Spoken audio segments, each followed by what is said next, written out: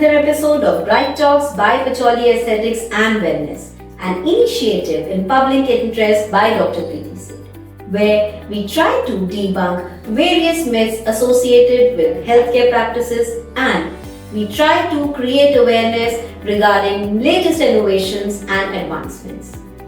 आज हम बात करेंगे well-being of a mother. Yes, Mother's May. And we all know that May is celebrated as Mother's Day on 12th of May. और जब भी माओ की बात होती है तो मेरे दिमाग में सिर्फ एक ही लाइन आती है, मामा ठंडियां छामा. Yes, this line truly depicts how they nurture us, they comfort us and they act like a shield for us, taking all the atrocities of the world on us, on themselves. But जब खुद की care की बात आती है, खुद की wellbeing की बात आती है, so they neglect it the most. और आज हमारे साथ हैं उनकी वेलबींग के बारे में बात करने के लिए two dynamic doctors, Dr. Ekta Singh, who's a senior consultant, Obs Gynae in Cloud9 Hospital, Noida. Not only that, she adorns to herself loads of awards and accolades. And not only the academic side, her art side and her creative bent is also unanimous because she also is an author for several books and the author of searchingmyself.com by Times of India Group, and there is another wonderful book which is Talash Khud Ki. So we will talk about this with her and we'll understand her journey further during the conversation. दूसरा हमारे साथ हैं last but not the least Dr. Indu, who is the co-founder of Health Specifics Academy and Clinics, and not only she's a physiotherapist but she's also a corporate wellness trainer wherein she tries to bring difference in the workplace by adding value regarding the workplace ergonomics and creating difference in your everyday's day-to-day routine, जहाँ आपका work जो है आपकी health पे बहुत impact करता है. So आज एक बहुत beautiful and constructive discussion होने वाला है and I'm really looking forward to it. So Namaskar Doctor, thank you so much for being with us today and for sharing some time with us, the valuable time of yours wherein our viewers are going to be benefited. Doc, जब हम mothers की बात करते हैं तो सबसे पहले maternal mental health की बात करते हैं बिकॉज ये बहुत सुनने में आया है आजकल कि पोस्टपार्टम डिप्रेशन हो गया है या एंजाइटी है. सो क्या ये एक्चुअली में एक फैक्ट है या एक मिथ है? I want to understand from you कि क्या ये सच बात है, ऐसा सच में होता है? First of all, thank you, Dr. Devya, for inviting me here and giving an opportunity to connect our viewers, our people. And I always love to impart optimum scientific knowledge to our public, our people, so that we can help in betterment of the health of society with my experience and knowledge. So regarding your question on postpartum depression, yes, first of all, mental health. Mental health of everyone is very important because we are an spiritual being in a physical body, and WHO definition of health also include mental well-being and social well-being in the physical well-being along with physical well-being. So maternal mental health is also very important. And now comes the question, this postpartum depression or psychosis. Post means after, partum means baby birth, and depression also psychosis means when a lady after baby birth feels a sadness, low mood. This is called this. When this is quite common thing and physiological also, and this is called baby blue. But when it increases to more than persisted around 15-20 days, and it becomes so severe that a lady cannot care herself and the baby, and sometimes suicidal tendencies also are there when it becomes so severe, then it's called postpartum depression or psychosis. So first the reason, what is the reason of this?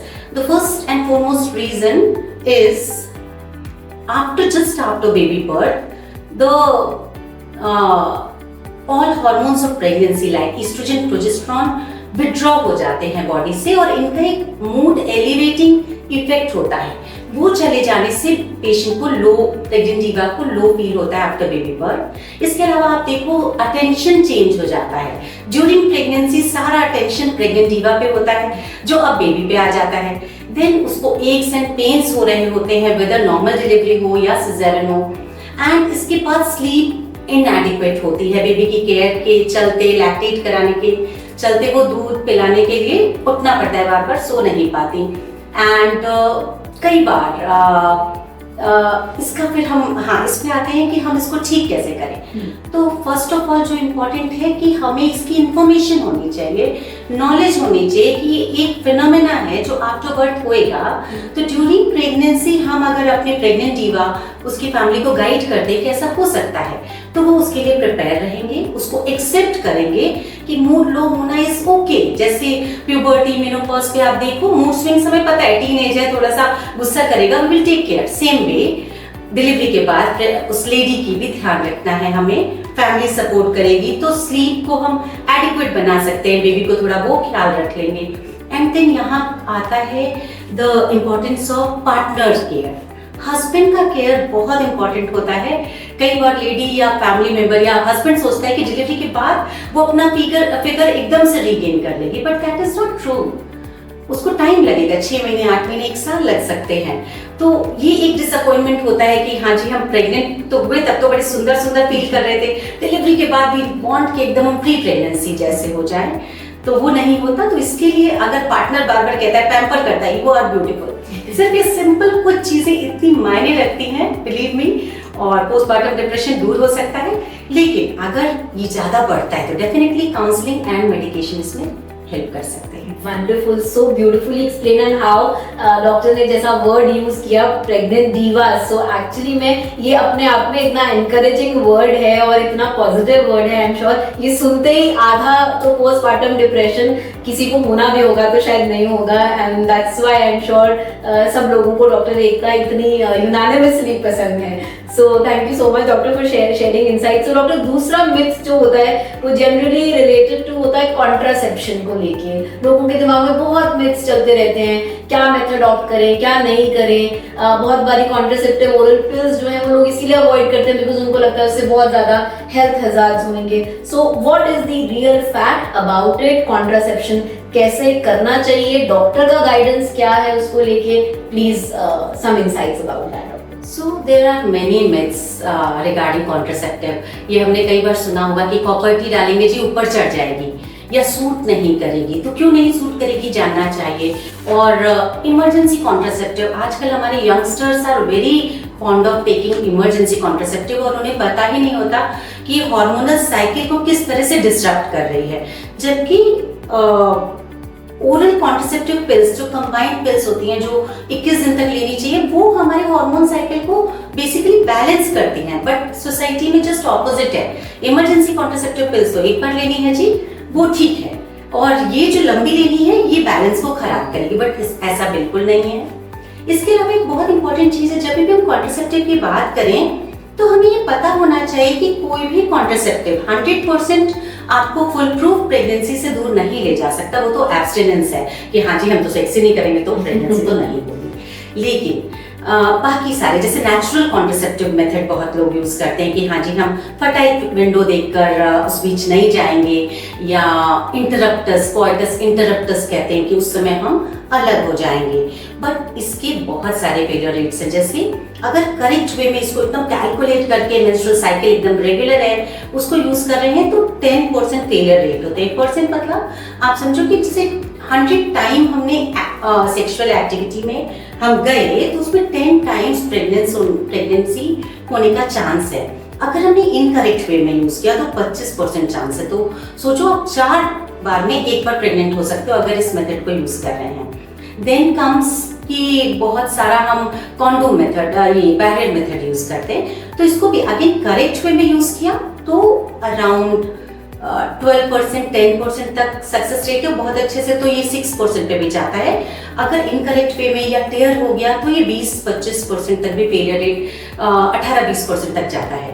Emergency contraceptive अगर आपने 24 घंटे के अंदर में use किया है तो वो कई बार 5% तक फेलियर रेट होता है। इसी तरह अगर उसको हम 72 घंटे उसके आगे भी यूज कर रहे हैं तो कई बार 20% तक फेलियर रेट चला जाता है। बट ओरल कॉन्ट्रासेप्टिव पिल्स काफी बेटर हैं जिसका फेलियर रेट अराउंड आप 2 to 10% का हो। और एक चीज होती है जो आप कॉपर टी और मल्टी लोड की हम बात करते थे, इसको इंट्रा यूट्राइन डिवाइस कहते हैं, IUDs कहते हैं। ये बहुत यूज नहीं किए जाते बट ये काफी सक्सेस रेट इनका हाई है। जैसे अगर हम कॉपर टी की बात करें तो 2% अराउंड कहते हैं। और अगर क्योंकि यूजर कैसे यूज कर रहा है उस पर डिपेंड नहीं करता, वो तो यूट्रस में डाल दिया वो अपना काम करेगा। बट कॉन्डोम हम कैसे यूज कर रहे हैं या गोलियां हम खाने किसी दिन भूल गए तो फेलियर रेट इस वजह से बढ़ सकता है। सिंपली एक चीज और बताना चाहूंगी यहाँ कि आप कैसे डिसाइड करो सूट कैसे नहीं करती। जैसे आपको कॉपर टी लगाने को मल्टी लोड आप लगाने चले गए but menstrual cycle is very important. आप कहते हैं ना मेंस्ट्रुअल फ्लो हमारा 2 दिन का है जी, किसी का 7 दिन का भी है, दोनों नॉर्मल है। तो 2 दिन होगा तो कॉपर टी या मल्टी लोड डेफिनेटली सूट करेगी। क्यों? क्योंकि कॉपर टी मल्टी लोड डालने के बाद 6 महीने तक वो थोड़ा सा फ्लो बढ़ा देती है, ब्लीडिंग थोड़ा बढ़ा देगी। तो आप देखो 2 डेज का फ्लो 3-4 दिन जाएगा, परफेक्टली ओके है। लेकिन मान लीजिए मेरा फ्लो तो जी 7 दिन चलता था, हमने मल्टी लोड लगवा दी तो वो तो 10-11 दिन जाएगा, तो ऑब्वियसली कैसे सूट करेगी। तो अगर आप एसेप्टिक कंडीशन में डलवाते हो अच्छे से और आपकी मेंस्ट्रुअल साइकिल छोटी है तो multi load copper T definitely suit करेगी। दूसरा है एक नया आया है अराउंड 10 ईयर्स से हमारे साथ है LNG IUS। बहुत सारे ब्रांड हैं, मे बी आपने सुना हो, ब्रांड का नाम नहीं लूंगी, बट LNG IUS ये जब आपकी ब्लीडिंग ज्यादा होती है मेंसेस के दौरान तो ये परफेक्ट है क्योंकि ये ब्लीडिंग को कम करता है। तो IUDs आर वेरी गुड। इसके अलावा हम फैमिली प्लानिंग के लिए लाइगेशन कराते हैं, दैट्स अ डिफरेंट थिंग कि हाँ परमानेंट हम चाहते हैं। तो कैफेटेरिया अप्रोच कहते हैं कि हम आपको सारी नॉलेज देते हैं, प्रोज एंड कॉन्स, इसके ये फायदे ये नुकसान है, then you can choose according to your benefits. Wonderful. So the cafe is now open in front of you. Doctor has already presented you the entire information, and I'm sure with your body type and by the doctor's guidance, you can pick the right type of contraception for you. And definitely कोई harm नहीं है ना, contraception use करने के ज्यादा harms है I am sure. So please इसको seriously लें एंड मेडिकल एडवांसमेंट्स को अपने फेवर में यूज करें। So doctor Indu, I would want to understand from you, ageing skin पे भी आती है, बॉडी पे भी आती है, so I assume musculoskeletal system पे पर भी आती होंगी। सो हम जनरली सुनते हैं एक्स एंड पेन्स एंड बहुत सारी इश्यूज से मदर्स जो हैं फेस करती हैं। सो कैसे हम इस एजिंग को एड्रेस कर सकते हैं, कैसे हम स्ट्रेंथ या फ्लेक्सिबिलिटी को मेंटेन कर सकते हैं, थोड़ा सा गाइड कीजिए सो दैट मदर्स अपने ऊपर थोड़ा सा और ध्यान दे पाए। Sure. First of all, thank you for having me, and I would like to congratulate you and appreciate you for your efforts to create awareness on the Mother's Day, which is very important. And now your questions. So it's really very important to know about the musculoskeletal systems. As we are aging, so as we are aging, there are a lot of changes happening in the hormones, and the effect of those hormones is not only on the organs, that is even in the musculoskeletal system also. So say for example, the bone start demineralization. So right from very early age only demineralization is happening daily, and simultaneously the bones are also forming, right? But what happens after the 30 years of age, the process of demineralization is faster than the process of the construction of the cells. तो इसलिए जो 30-40 वाली जो as है उस time में अगर आप अपने बोन्स का ध्यान रखते हैं तो जो आपका एज रिलेटेड ऑस्टियोपोरोसिस होने के जो चांसेस होते हैं, जो बोन एक्स होते हैं बिकॉज ऑफ डीमिनरलाइजेशन, आप उसको काफी हद तक कॉम्बैट कर सकते हैं। ओके, ठीक है। दूसरा आपका होता है कि अगर we talk about the muscles, so muscles में क्या होता है कि एक हमारा होता है जैसे फैट मास, एक होता है प्रॉपर लीन मास, ठीक है, which is very important to have. Lean mass क्या होता है कि उसका डीजनरेशन होने लगता है, मसल फाइबर्स का डीजनरेशन होने लगता है, जिसको मेडिकल टर्म में बोलते हैं सैक्रोटीनिया। ओके, ठीक है। तो it is seen that the strength exercises or strength training you can say or resistance training also the name, तो बहुत सारी स्टडीज ये सजेस्ट करते हैं कि we can build the muscle fibers. It literally changes the structure of the muscles. So it's very important to do the strength training. And for bones, what we can do, the strength training again is seen to be useful to generate the bone cells. Plus there are certain another exercises like the weight bearing exercise. तो weight bearing exercise में क्या होता है, जैसे you just have to bear your weight the joint like sitting like this, okay, so doing like this even if you are walking also, so it means that you are bearing your weight on your the joints which are present in your legs. So there are so many these type of exercises which stimulate the bone creating cells.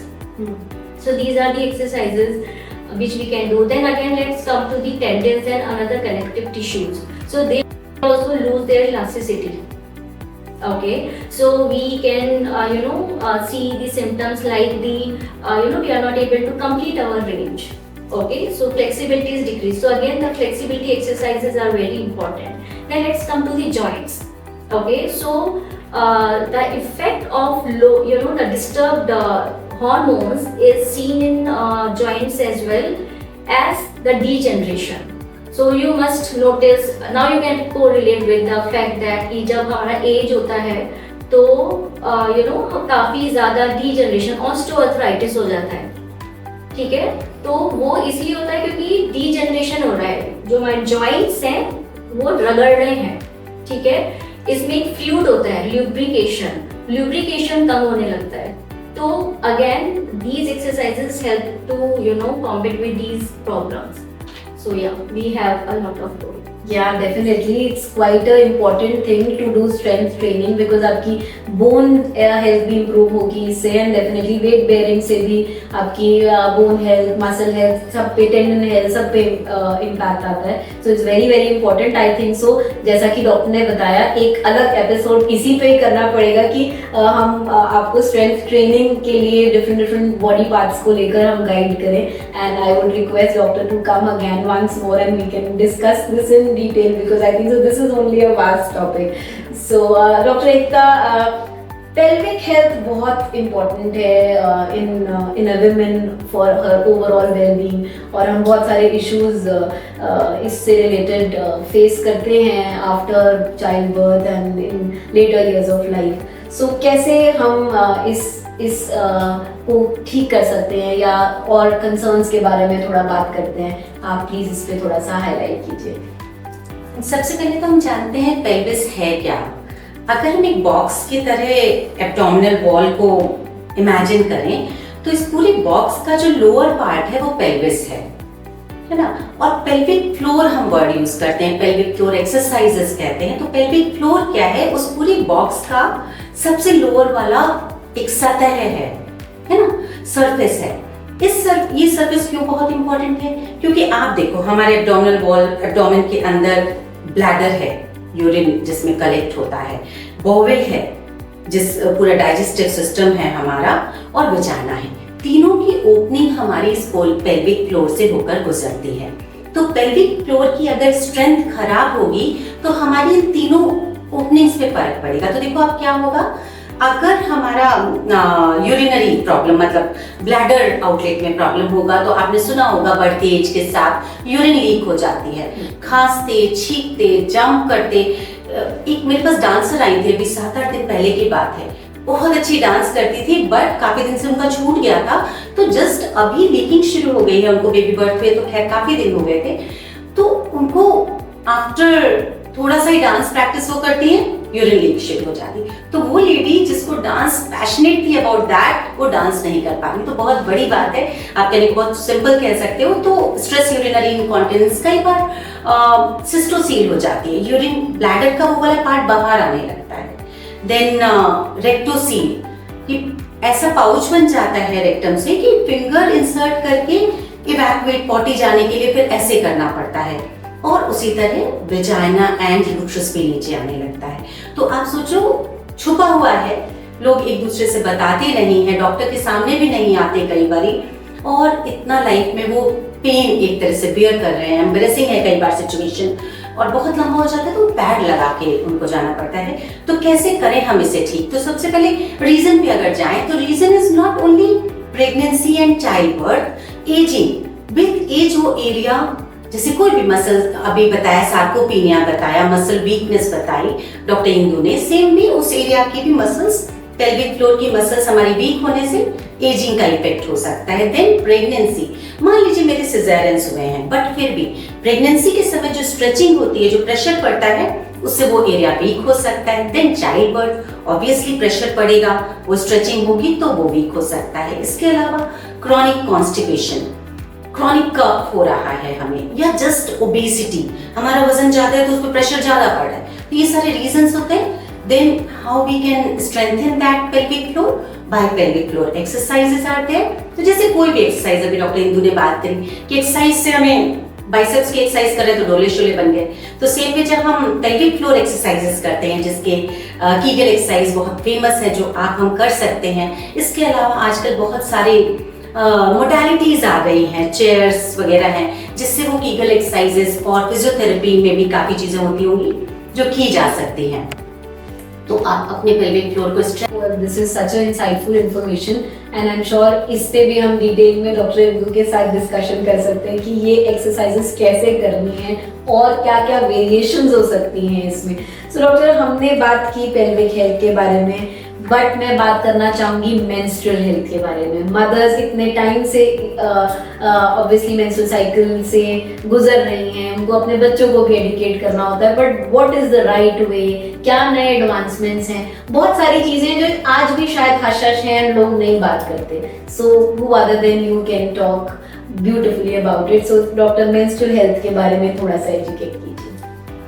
सबसे पहले तो doctor Divya, menstruation अगर natural normally हमारा regular चल रहा है तो it indicates that our body functioning is normal. तो ये एक इंडिकेशन है बेसिकली। थोड़ा सा अगर मैं मेडिकल आपको इसमें थोड़ा सा ऐड करूंगी, बहुत छोटी सी नॉलेज देना चाहूंगी। हमारा मेंस्ट्रुएशन होता कैसे है? तो सबसे पहले हमारे ब्रेन में हाइपोथैलेमस नाम का एक ऑर्गन है, एक पार्ट है आप कह लो, उससे कुछ सिग्नल जाते हैं, रिलीजिंग हार्मोन्स जाते हैं, जो यहाँ पे हमारी पिट्यूटरी ग्लैंड होगी। हम सब ने पिट्यूटरी पिनियल ग्लैंड तो आजकल फेमस है मास्टर ग्लैंड के नाम से, तो उस पे इफेक्ट आता है, उससे सीक्रेट होता है LH, FSH and TSH, melatonin. ये भी नाम हमने सुने होंगे, हम अक्सर PCOD का टेस्ट कराते हैं, उसमें LH, FSH टेस्ट करते हैं। थायराइड के लिए तो हर कोई TSH करा रहा है, और मेलाटोनिन हार्मोन्स तो आजकल इतना फेमस है कि उसकी गमीज बन रही हैं, जो आप उसको खा रहे हैं कैंडी के रूप में, क्योंकि इतना बॉडी में कम होता जा रहा है। तो इसके बाद क्या होता है, इस पिनियल ग्लैंड से पिट्यूटरी ग्लैंड पे इफेक्ट आया, और LH, FSH के थ्रू हमारी ओवरी पे इफेक्ट आया। LH is luteinizing hormone, follicular stimulating hormone, FSH है, इससे हमारी ओवरी में एक्स जनरेट होता है, और उस एक्स के आगे बढ़ने से ईस्ट्रोजन एंड प्रोजेस्टेरोन नाम का जो हमारे फीमेल हार्मोन्स है वो जनरेट होते हैं, और वो यूट्रस पे काम करके मेंस्ट्रुएशन, मेंसेस लाते हैं। तो अगर हमें हर मंथ मेंसेस आ रहा है रेगुलर टाइम पे, तो आप सोचो हाइपोथैलेमस से लेकर पिट्यूटरी से लेकर thyroid and ovary and uterus हमारा परफेक्ट है, तो बॉडी के और भी पार्ट्स परफेक्ट हो गए। तो अब हम आते हैं कि मेंस्ट्रुअल हेल्थ का कैसे ध्यान रखें। तो इसमें जैसे हमें पता है क्लीन नैपकिन्स हमें यूज करनी है, ऑब्वियसली हाइजीन का ख्याल रखना है, बट अब देखो बहुत सारे सैनिटरी नैपकिन्स जो अभी आ रहे हैं, और कई बार हमें नॉलेज नहीं होती कि उसमें कार्सिनोजेनिक, बीओसीज और डायोक्सिन नाम का सब्सटेंस है जो कैंसर क्रिएट करता है। हम खरीद के लाते हैं उसे और बहुत सोचते हैं हाइजीनिकली हम उसे यूज कर रहे हैं, लेकिन आप जानते हो जो क्लोरीन ब्लीच करते हैं ना, आप देखो कितना वाइट वाइट होता है ये सारे हमारे पैड्स, उसमें यूज होता है ब्लीचिंग के लिए क्लोरीन, और उससे एक बाय प्रोडक्ट बनता है डायोक्सिन, और ये कैंसर प्रोड्यूसिंग एजेंट है। बीओसीज यूज होते हैं, वोलेटाइल ऑर्गन्स, वो भी हमारे कैंसर प्रोड्यूसिंग है। तो हम करें क्या? अगर मैं कहूँ आपसे बेस्ट मैं अपनी एडवाइस देना चाहूँ और आपको, तो आपने सुना ही होगा, मैं लेकर भी आई आपके लिए, ये मेंस्ट्रुअल कप है। दिस इज वेरी यूजफुल, आप बहुत आराम से यूज कर सकते हो। आप देखो ये बहुत अच्छे से मोल्ड होता है। ये किसके लिए अच्छा है? जो सेक्सुअली एक्टिव हमारी डिवास हैं उनके लिए बेस्ट है। और इसको टाइम लगता है, आपको 1-2 महीने में भी 1-2 साइकिल लग सकता है इसके साथ बॉडी को एडजस्ट होने में, समझने में। आप देखो ना, जब हम यंग होते हैं, हमने कोई भी चीज पहली बार यूज करते हैं, जैसे इनरवियर्स यूज कर रहे हैं, तो एक हेजिटेशन कुछ 1-2 महीने चलती है, फिर हम बॉडी एक्सेप्ट कर लेती है। सेम भी कुछ दांतों में कराया है, आरसीटी कराई है, बार बार ध्यान जाता है, फिर कुछ दिन बाद ठीक हो जाता है। सेम में अगर आप यूज करते हो तो शुरू में ऐसा हो सकता है आपको अनकंफर्टेबल लगे, लेकिन सेकेंड साइकिल के बाद आपको इस बॉडी एकदम एक्सेप्ट कर लेगी। एंड ये बहुत ही ज्यादा कॉस्ट इफेक्टिव है, पॉकेट फ्रेंडली तो गजब है। एक बार आपने खरीद लिया 1,500-2 हजार आई थिंक, उसके बाद तो आपको पूरी लाइफ हेल्प करने वाला है। देन आप देखो ये इको फ्रेंडली है। कितनी जगह आप चलते फिरते देखोगे पैड्स पड़े रहते हैं, कितने सारी वाटर बॉडीज को क्लॉग्स करते हैं, कितने सारे वाटर ऑर्गेनिजम्स को, एनिमल्स को ये खत्म करते हैं। तो आप उसमें भी अच्छा रोल प्ले करोगे। एंड अब मानो आपकी you are not sexually active, the person, the lady, then what she can do, reusable pads are there, washable है वो। जैसे हमारे पेरेंट्स, ग्रैंड पेरेंट्स थे, वो वॉशेबल क्लोथ्स यूज करते थे, तो now in the market washable reusable pads are there and they are easy to use and otherwise अगर आपको लगता है वॉशेबल नहीं यूज कर सकते तो हम पुराने समय में चले जाते हैं। घर के जो सॉफ्ट कॉटन कपड़े होते हैं जब पुराने हो जाते हैं उसको वॉश कीजिए, आयरन कीजिए और यूज कीजिए। That will be great for you. आपको कैंसर से बचाएगा, अर्थ को अच्छा रखेगा और पॉकेट फ्रेंडली तो है। Wonderful. So this is such a new advancement which is very good also, environment friendly also. अभी हाल फिलहाल में ही अर्थ डे भी गया है, सो डेफिनेटली हम सबका कंट्रीब्यूशन बहुत ज़रूरी है इस चीज़ के लिए एंड अपनी बॉडी के लिए तो डेफिनेटली आई एम श्योर हमारी सारी मदर्स अब अपने बच्चों को ये मोटिवेट करेंगी इस न्यू सिस्टम के लिए एंड खुद के लिए भी सबसे पहले वो एक इनिशिएटिव एंड स्टेप लेगी। Thank you so much doctor Ekta for this information. Doctor Indu, हम मदर्स के रूटीन की बात करें तो उनको घर का भी ध्यान देना है, अपना भी ध्यान देना है, उनकी वर्क कमिटमेंट्स भी हैं, तो इन सब में हम इतने सारे उनको टिप्स तो दे देते हैं बट बोलते भी हैं पेल्विक फ्लोर एक्सरसाइजेस कीजिए, ये चीज कीजिए, बट आपके कुछ प्रैक्टिकल टिप्स जो इजीली वो मैनेज कर पाए, सीइंग देयर सिनेरियो, टाइम और कितना बेयर मिनिमम चाहिए एक्सरसाइज करना सो दैट वो अपने मस्कुलर स्केलेटल इश्यूज को, बैक पेन को, जॉइंट स्टिफनेस को, इन सब को होने से एड्रेस कर सके। Very good question.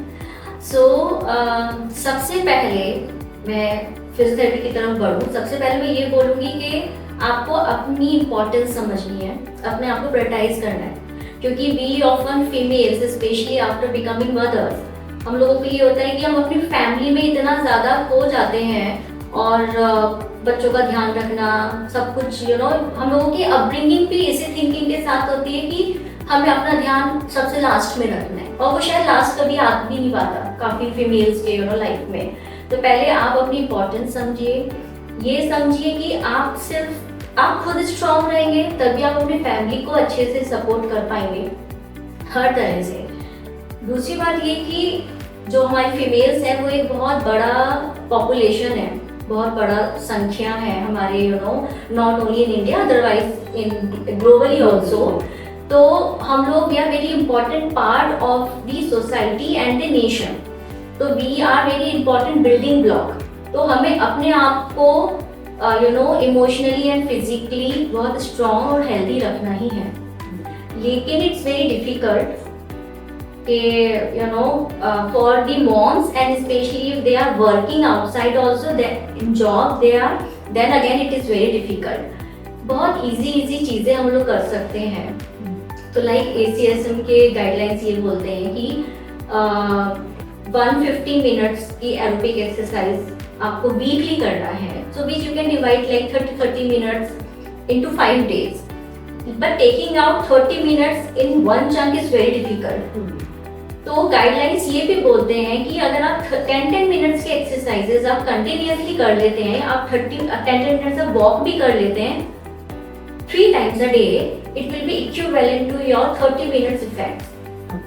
तो आप ये जरूरी नहीं है कि आप एक साथ बहुत सारा टाइम निकालें, ठीक है, आप वो 10 मिनट ऐसे भी निकाल सकते हैं कि अगर आप ग्रोसरी लेने जा रहे हैं या आप अपने बच्चे को पिकअप करने जा रहे हैं तो आप पैदल जाइए, ठीक है। अपने बच्चे को पैदल आप लेके जा रहे हैं तो थोड़ा सा आप एक्स्ट्रा चल लीजिए। अगर आपको लगता है आपका बच्चा एकदम बराबर में पढ़ रहा है तो आप थोड़ा एक्स्ट्रा चल लीजिए, 10 मिनट्स कवर कर लीजिए, ठीक है। और आप बच्चे के साथ खेलिए। तो पेरेंट्स के साथ ये भी प्रॉब्लम है, मदर्स के साथ, कि वो अपने बच्चे के साथ टाइम स्पेंड नहीं कर पाते, स्पेशली बाहर आउटडोर एक्टिविटीज नहीं कर पाते। तो दिस इज योर अपॉर्चुनिटी जिसमें आप बच्चे के साथ खेल भी लेंगे और आपकी फिजिकल एक्टिविटी भी हो जाएगी, है ना। तो these are few things which you can do. Plus myths हैं कि आपको you should have some equipment, आपको जिम जाके ही एक्सरसाइज करना है। ऐसा बिल्कुल भी नहीं है, क्योंकि ये बहुत एक्सक्यूज मैं देखती हूँ मैं अपनी कम्युनिटी में। आई सी के we can not go to the gym और वी कैन नॉट स्पेंड, तो we can not do it. मैं हमेशा अपने क्लिनिक में, even for my patients also, मैं हमेशा उनको ये गाइड करती हूँ कि जितना फ्री हैंड आप एक्सरसाइज कर सकते हो दैट विल बी गुड। अगर आपको वेट, अगर आपको खरीदना भी है तो instead of buying the weight, आप 1 kg का वेट अगर मुझे खरीदना है तो I can just do with the bottle, 1 litre का बॉटल ले लो, है ना। तो बहुत सारे स्ट्रेचिंग एक्सरसाइजेस में आपको कोई इक्विपमेंट की जरूरत नहीं है, तो आप इस तरह से आप एक्सरसाइजेस कर सकते हैं। दूसरा, बॉडी इमेज इशू बहुत है, स्पेशली अगर मैं मदर्स की बात करूं तो you know they gain weight और उनकी टमी निकल जाती है, तो दे फील कि हम बाहर नहीं जाना चाहते हैं, वी डोंट लुक गुड। तो I think this is the motivating factor for you. आपको तो और बाहर जाना है, मोटिवेट अदर फीमेल्स ऑल्सो। बाकी आप नेटवर्किंग सोशल ग्रुप्स ज्वाइन कर सकते हो, आप एक साथ जाके एक्सरसाइजेस कर सकते हो। तो these are few motivating things that we can do. Definitely. So doctor, अब this is very good tip कि हम उसको ब्रेक कर करके कर लें ताकि हम एक साथ अगर टाइम नहीं निकाल पा रहे हैं, दैट इज वंडरफुल। बट जैसा कि अभी हमने पेल्विक फ्लोर की हेल्थ की एंड उसकी मसल्स की टाइटनिंग की बात की, तो कुछ छोटे से एक्सरसाइजेज अगर आप कुछ अभी हमें बता सकें कि डायस्टेसिस रेक्टा या पेल्विक फ्लोर इश्यूज को हम कैसे एड्रेस कर सकते हैं, कुछ एक्सरसाइजेज की अगर हम बात करें तो। Okay, so pelvic floor issues, doctor has already explained. So I would like to say a little bit about what is dectus recti. So dectus recti is basically the thinning. So this is I'm very sure that सबको पता होगा कि six pack muscle. This is very common. So medically it is called as rectus abdominis muscle. तो आपका क्या होता है कि क्योंकि जब हम प्रेग्नेंट हैं तो बेबी ग्रो कर रहा है, पेट आपका इतना ही है ना, so this has to expand. तो आपकी जो यहाँ पे रेक्टस एब्डोमिनस जहाँ आपकी मिल रही है, this area is called as linea alba, ठीक है। आपको एक black line you can see. तो ये आपकी क्या होगी कि जैसे जैसे आपका बेबी ग्रो होते जा रहा है under the influence of the hormones, आपकी इस मसल की थिनिंग होगी एंड वाइडनिंग होगी, this way, so that the baby can grow. So this is very normal process and this happens in almost all the pregnant females to accommodate the growing baby.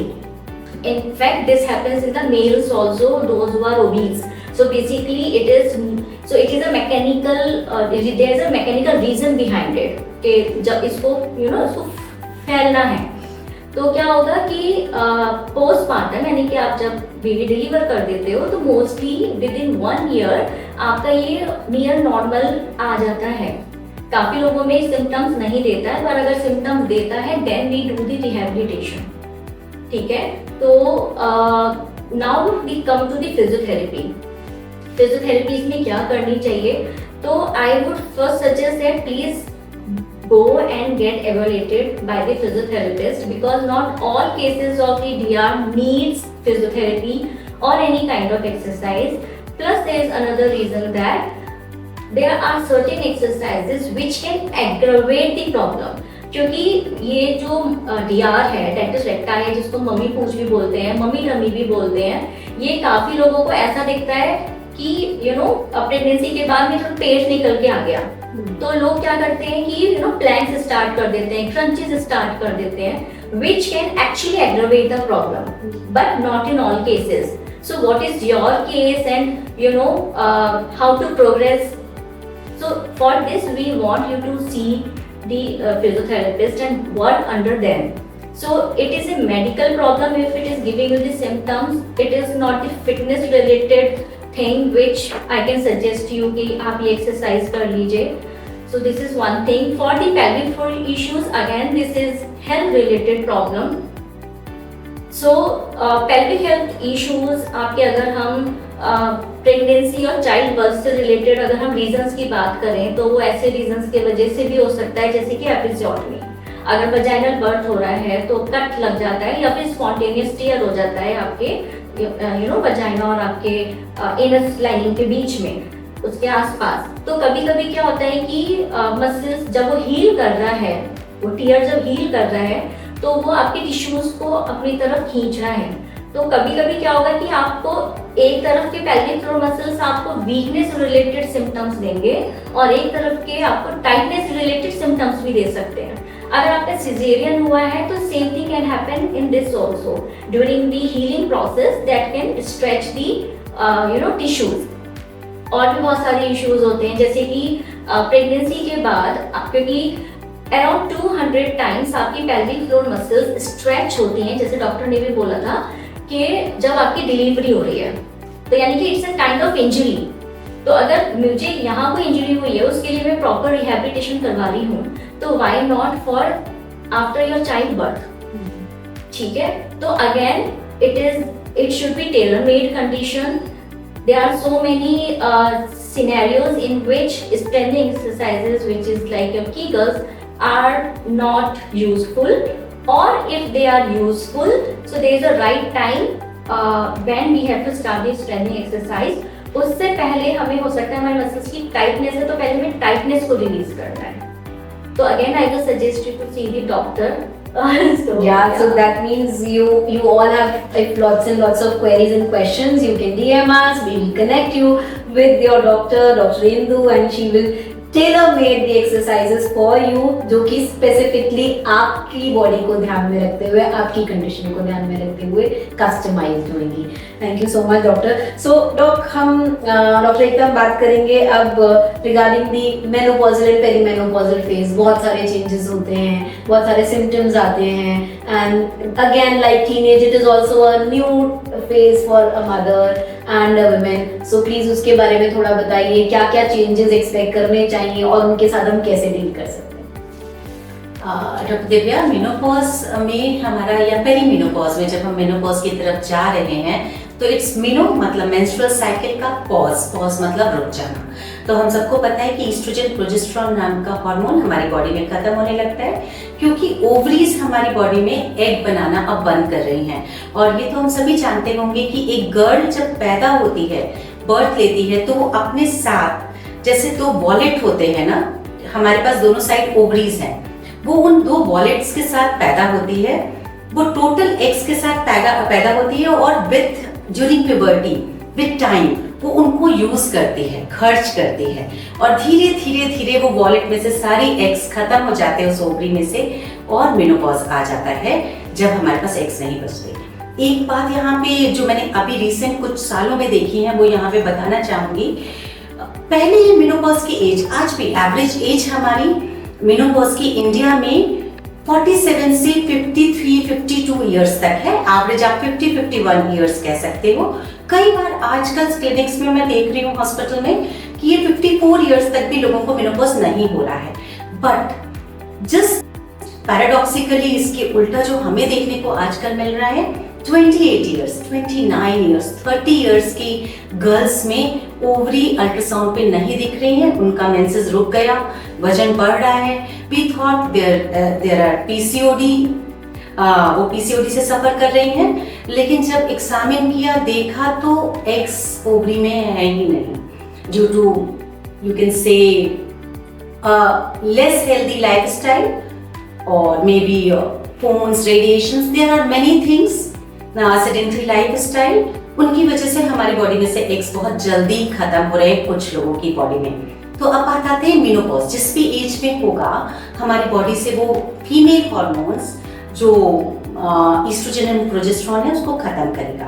तो बहुत सारे effect होंगे. आप देखो, एक cardiac health हमारी शुरू में स्पेशली कोविड के पहले हमने कभी नहीं सुना था एक फीमेल को 60-50 इयर्स के पहले हार्ट अटैक हो रहा है। कोविड के बाद वैस्कुलर चेंजेस बॉडी में आए हैं, बहुत कुछ चेंज हो गया, बट मेल्स को हार्ट अटैक हमेशा से हम सुनते आए हैं। तो oestrogen and progesterone has protective effect on cardiac health. तो आफ्टर मेनोपॉज या during menopause cardiac health affect होती है। देन फैट डिस्ट्रीब्यूशन, आप देखो कर्व खत्म होने लगता है। Then breast sagging, hair thinning शुरू हो जाती है, और उसी तरह यूरोजेनाइटल सिम्टम्स आने लगते हैं। तो हमारा यूरिनरी ट्रैक्ट, जेनाइटल ट्रैक्ट में चेंजेस शुरू हो जाते हैं, वहां की म्यूकोसा थिनिंग शुरू हो जाती है। तो ईस्ट्रोजन प्रोजेस्टेरोन की वजह से जो वहाँ थिकनेस थी, जो स्ट्रेंथ थी, वो धीरे धीरे खत्म हो जाती है। तो ड्यू टू मेनोपॉज, तो बहुत सारे लाइफस्टाइल चेंजेस से और कुछ फिजियोथेरेपी के चेंजेस से और बहुत सारी मोडालिटीज से आप इन चीजों को टेक केयर कर सकते हो। और मेंटल हेल्थ की बात हुई तो मूड स्विंग्स आपको हो सकता है, इरिटेबिलिटी हो सकती है, और लॉस ऑफ लिबिडो हो सकता है। अगर आपके पार्टनर सेक्सुअल एक्टिविटी चाहते हैं तो मे भी आपके अंदर वो चीज नहीं जनरेट होगी, वो फीलिंग नहीं आएगी। तो इन सब से आप कुछ लाइफस्टाइल चेंजेस और मेडिकेशंस के थ्रू आप इसको करेक्ट कर सकते हैं। Yeah, so please have some water, Doc, and you have been talking continuously. So meanwhile I'll question you. मैं बात कर लेती हूँ। जब हम मेनोपॉज की बात कर रहे हैं, जैसा कि आपने सेक्सुअल इंटीमेसी की बात की, सो मेनोपॉज सेक्सुअल हेल्थ को भी अफेक्ट करता है, and there are changes in libido definitely, vaginal dryness हो जाती है, इंटीमेसी इश्यूज होती हैं। उस टाइम पे भी उनके लिए बड़ा एक कॉम्प्लिकेटेड सिनेरियो होता है। तो क्या कोई सपोर्ट ग्रुप है, क्या वो मदर्स कर सकती हैं इन इश्यूज को एड्रेस करने के लिए? क्या कुछ ऐसा एडवांसमेंट है मेडिकल साइंस में कि वो इसकी तरफ अपने आप को इम्प्रूवमेंट पे ले जा सके? तो फर्स्ट ऑफ ऑल लाइफस्टाइल अगर आप एक्टिव रखते हो तो पूरी बॉडी का ही वेलबींग अच्छा होता है, आपकी एजिंग स्लो होती है। तो आपकी एज भले 50 हो, आप 40 एज के नजर आओगे, इंटरनली भी एक्सटर्नली भी, तो वो इम्पोर्टेंट है। देन अगर आप लुब्रिकेशन के लिए जैसे बात हो रही है तो बहुत माइन्यूट सिंपल चीजें यूज कर सकते हो। जैसे एक तो आप फोर प्ले के लिए जा सकते हो आपके पार्टनर, और आप यूज कर सकते हो जैसे simple coconut oil is very good. Otherwise आपका अगर आपके डॉक्टर एग्जामिन करते हैं, वेजाइनल थिनिंग है, आपको और सारे भी सिम्टम्स आ रहे हैं, जैसे सेनाइल वेजिनाइटिस एक चीज होती है। सेनाइल मतलब ओल्ड एज वाली, वेजिनाइटिस मतलब इन्फ्लेमेशन ऑफ वेजाइना, उसकी वजह से आपको इरिटेशन हो रही है, तो आपको डॉक्टर ईस्ट्रोजन की क्रीम जो आप लोकली अप्लाई करते हो, दिस इज नॉट हार्मफुल, तो वो यूज कर सकते हैं आप। इसके अलावा जो अभी लेटेस्ट मेडिकल एडवांसमेंट है, एक लेजर टेक्निक है, आपने शुरू से सुना होगा, फेस के लिए लेजर करा रहे हैं, हेयर्स के लिए लेजर करा रहे हैं, बट अब नाउअडेज वेजाइना के रिजेनरेशन के लिए लेजर टेक्निक्स है, and that is really important because it's regenerates the connective tissue of the vagina. So जो थिनिंग की वजह से एजिंग हो रही थी, उस एरिया में बार बार आपको इन्फेक्शन हो रहा था, या SUI की हमने बात की कि इनकॉन्टिनेंस हो रहा था, यूरिन लीक हो जा रही थी, इन सब चीजों से, या लिबिडो आपको कुछ फील ही नहीं हो रहा है, आपके पार्टनर तो कह रहे हैं कि रिलेशनशिप में जाओ but we are not finding pleasure, तो हम कैसे जा सकते हैं? तो वो आपको So this is the new advance. Wonderful. So there is such a insightful information from Dr. Ekta. So Dr. Indu, जब हम आजकल एडवांसमेंट की बात करते हो तो लमास क्लासेस का बहुत ट्रेंड है, prenatal postnatal physiotherapy programmes का। तो क्या ये जस्ट एक मिथ है, I mean actually hyped upon चीज है, कि एक्चुअल इसका कोई रेलेवेंस है? What do you have to say about it? क्या मदर्स के लिए ये एक सिर्फ एंजॉयमेंट है कि सच में एक नेसेसिटी है? नहीं, ये बहुत एक ज़रूरी this field of physiotherapy is very important for the pregnant mothers and after that also. In fact, sometimes we suggest people कि आप pregnancy से पहले जैसे आप gynecologist के पास जाते हो, काफ़ी बार अब जाने लग गए हैं लोग कि हम कंसीव करना चाहते हैं, तो चेक सेंड कोई सप्लीमेंट की ज़रूरत है, तो हम ये भी सजेस्ट करते हैं कि आप प्रेगनेंसी कंसेप्शन से पहले भी आप फिजियोथेरेपिस्ट को दिखाओ, ठीक है? अगर कोई ज़रूरत है तो हम we address your musculoskeletal issues. तो now let's come to the antenatal physiotherapy. So वो फिजियोथेरेपी का पार्ट जो कि हम प्रेगनेंसी के टाइम पे करवा रहे हैं.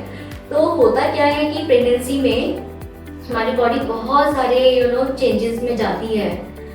हार्मोन्स के वजह से जा रही है, बेबी ग्रो हो रहा है उसके वजह से जा रही है. ठीक है, तो क्योंकि if we talk about the posture, तो जैसे जैसे बेबी का वेट आगे बढ़ रहा है, हम लोग इम्बैलेंस होने के चांसेस होता है, जिसकी वजह से इसको काउंटरएक्ट करने के लिए हमारा पीछे का जो ये कर्व होता है लो बैक में वो बढ़ जाता है. हमारे शोल्डर्स जो है वो आगे आ जाते हैं. सो हमारी बॉडी में इस टाइम पे बहुत सारे चेंजेस होते हैं जो उस टाइम पे दे आर फॉर गुड, पर अगर उनको एड्रेस नहीं किया गया तो they can show these symptoms in even during your pregnancy also and after your child birth also. ठीक है, और posture again is very important thing that we discuss during the pregnancy.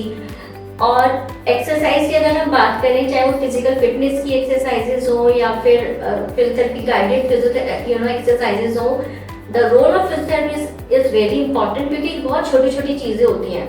जैसे कि जब हम लोग फिटनेस करते हैं तो हम लोग हार्ट रेट को एक पैरामीटर मान के चलते हैं. जैसे स्केल होता है तो स्केल एक हम हार्ट रेट को मान के चलते हैं कि इतना हार्ट रेट टारगेट होना चाहिए, वो हम कैलकुलेट करके बताते हैं. ठीक है, लेकिन प्रेग्नेंट लेडीज में ऑलरेडी हमारा हार्ट रेट बढ़ा हुआ होता है. तो what will be your scale? So in that case your doctor, your physiotherapist will be helping you. तो हम दूसरी चीज ये देख सकते हैं like talk test. So when you are exercises, you should be able to talk without having any breathing problem. So हमारे scales we changes the scale also. Antenatal exercises में we also teach the the breathing exercises that you have to do during your labor. So we teach about what is labor, understand the science of labor. So आपके हर stage के साथ आपकी breathing, the way we breathe, so that has to be changed. ठीक है, so that कि first it is for the relaxation. उसके बाद कि आपका बेबी इजीली ये जो प्रोसेस होती है ना कि push the baby and we hold a breath. So this is very wrong, thing. Nowadays, a lot of healthcare professionals are aware that it is not the right advice. लेकिन पहले ये होता था. तो ये सारी चीजें हम लोग again the positions.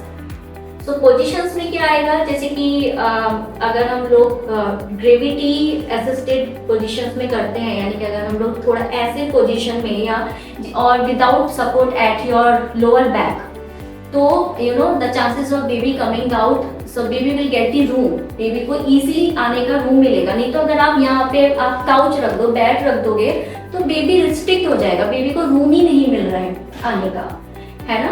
और the role of the partner and family, so these things are that we address. लोगों को काफी पेल्विक गर्डल पेन्स होते हैं, पेल्विक फ्लोर इश्यूज ऑलरेडी होते हैं, या उसको भी हम एड्रेस करते हैं, या फिर डेवलप ना हो उसके लिए हम लोगों को उसको एड्रेस करते हैं. Now let's come to the physiotherapy after the pregnancy. One thing very important also कि हम जब लेडी प्रेग्नेंट होती है तब उसको हम ये भी बोलते हैं कि आपको जब आप आओगे ना 6 वीक्स फॉलो अप के लिए, तो आप साथ में एक फिजियोथेरेपिस्ट को भी दिखाते हुए जाना जो कि विमेंस हेल्थ फिजियोथेरेपी में एक्सपर्ट है, क्योंकि the medical clearance is entirely a different thing from the musculoskeletal clearance. ठीक है, तो maybe you are okay to have the intimacy, but maybe we cannot put a lot of jogging and lifting the weight and everything, क्योंकि already pelvic floor muscles weak हैं. आप उसके ऊपर ऐसी activities कर रहे हो जो आपका प्रेशर बार बार बढ़ा रहा है. तो अगर आपको pelvic floor issues नहीं भी होने होंगे तो you can have these issues. So these are the things. आपके postnatal में हम लोग breast feeding एड्रेस करते हैं, कुछ प्रॉब्लम्स हैं तो उसको एड्रेस करते हैं. So it's very important. Even if you don't have any problem, then also क्योंकि काफी प्रोसेस हुई है प्रेगनेंसी और चाइल्ड बर्थ में, तो we help them recover. Wonderful. Yeah. So I think so, but gynecology and physiotherapy should go hand in hand when it is related to maternal health and pre and postnatal.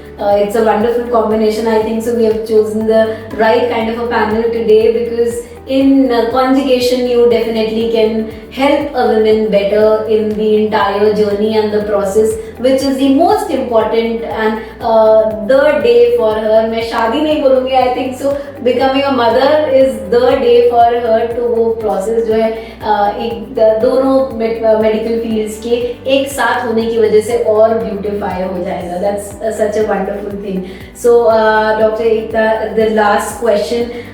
अब हम जब बात कर रहे हैं mother's की, तो कितनी बारी उनको आपसे कंसल्ट करने आना चाहिए? जब भी आप बीमारी की बात करते हैं तब तो कंसल्टेशन होती है, but otherwise preventive health care India में लोग बात नहीं करते उसके बारे में, एंड डॉक्टर इंदू भी प्रिवेंटिव हेल्थ केयर को लेके बहुत काम कर रही है. सो क्या आपका सजेशन है, कब कब उनको आपके पास कंसल्टेशन के लिए आना चाहिए? What's the right schedule for preventive health care?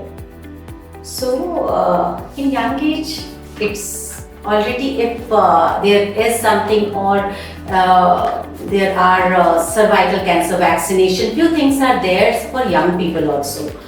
They should come for that. After 21 years हमें पैप स्मीयर के लिए आना होता है. सर्वाइकल हेल्थ कैसे है, सर्वाइकल कैंसर से प्रिवेंशन किया जा सकता है सर्वाइकल कैंसर वैक्सीनेशन के थ्रू, और वो हेल्थ अच्छी है सर्विक्स की, वो समय समय पे देखा जाता है, तो वो यंग एज से ही शुरू हो जाता है. इंडिया में पैप स्मीयर अभी थोड़ा कम है.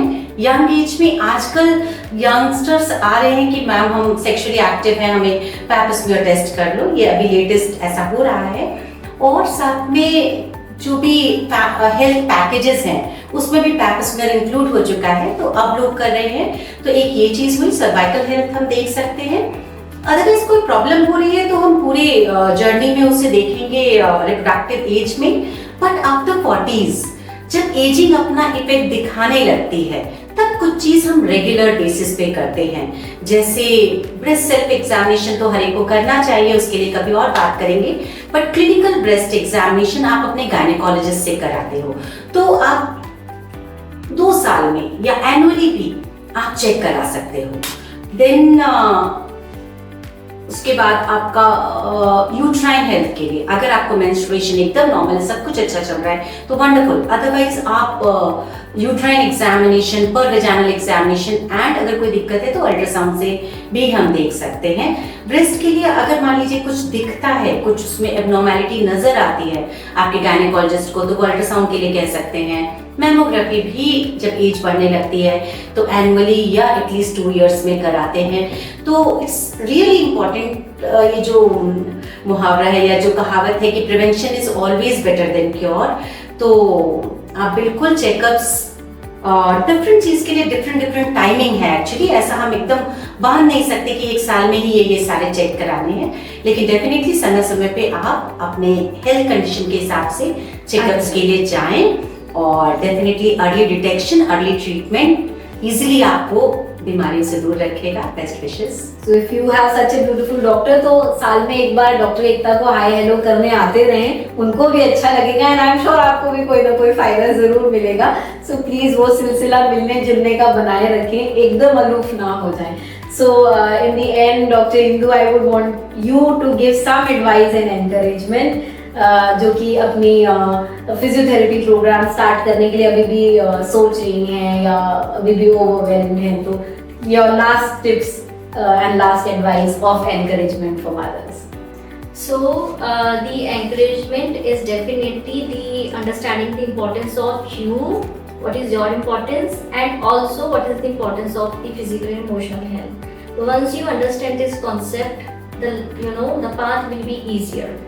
तो मैंने काफ़ी बार लोगों को ये देखा है कि उनको पता ही नहीं है कि वो कितने उनकी हेल्थ कितनी इम्पोर्टेंट है. बहुत सारे मिसकंसेप्शंस भी हैं जो मैं लोगों में देखती हूँ. जैसे कि अगर हम यूरिन लीकेज की बात करें तो काफ़ी बार लोग ये बोलते हैं कि एज के साथ तो नॉर्मल है, क्यों हम एक्सरसाइज करें, या फिर प्रेगनेंसी के बाद तो होता ही है, सब काफ़ी लोगों को होता है, तो हम क्यों एक्सरसाइज करें, या फिर हम कुछ भी, अगर आप एलीट एथलीट हैं तो आपको होगा.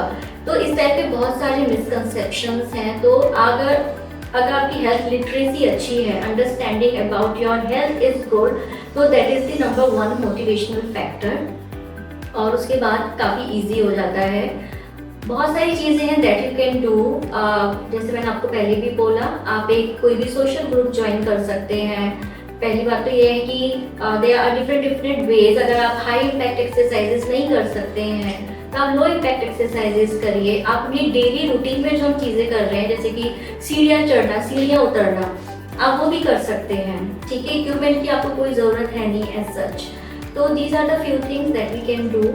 And if you need any guidance, so this is again a very complete topic in itself कि physical activities आपको कितनी करनी है according to your age and according to your health condition। जैसे कि अगर आपको कोई health condition है, then it's very important that you do it tailor made and under the guidance of somebody who is a specialist in the movement, like physiotherapist, exercise physiologist और the certified fitness trainer। तो आप उनके guidance में करिए। अपने कुछ important आपकी चीज़ें होती हैं, जैसे कि अपने पेन लेवल्स को, अपने डिस्कम्फर्ट लेवल्स को, अपनी फटीग लेवल्स को हमेशा चेक करके रखिए, हाइड्रेटेड रखिए। Always take a consultation with nutritionist also. So there has to be holistic approach. Definitely, holistic approach is very important and I'm sure with this insightful episode हमारी mothers को, in fact सारी women fraternity को कुछ encouragement and tips ज़रूर मिले होंगे। And in case you have some questions, you can always DM us and we'll be happy to help you and we can connect you with Dr. Ekta and Dr. Hindu and you can take a consultation. Thank you so much, Doctor, for being here and thank you for your valuable time. Namaskar.